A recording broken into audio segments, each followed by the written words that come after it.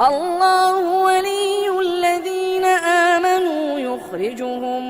من الظلمات إلى النور والذين كفروا أولياؤهم الطاغوت يخرجونهم من النور إلى الظلمات أولئك أصحاب النار هم فيها خالدون ألم تر إلى الذي حاج إبراهيم في ربه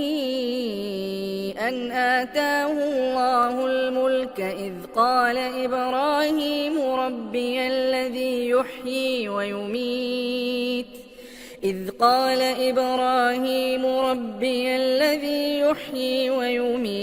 قال أنا أحيي وأميت قال إبراهيم فإن الله يأتي بالشمس من المشرق فأت بها من المغرب فبهت الذي كفر والله لا يهدي القوم الظالمين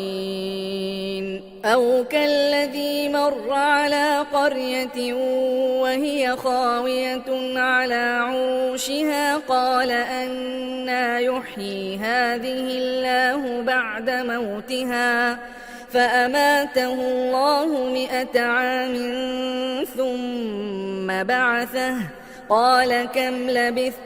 قال لبثت يوما أو بعض يوم قال بل لبثت 100 عام فانظر إلى طعامك وشرابك لم يتسنه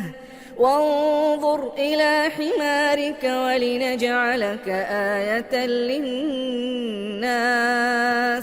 وانظر إلى العظام كيف ننشزها ثم نكسوها لحما فلما تبين له قال أعلم أن الله على كل شيء قدير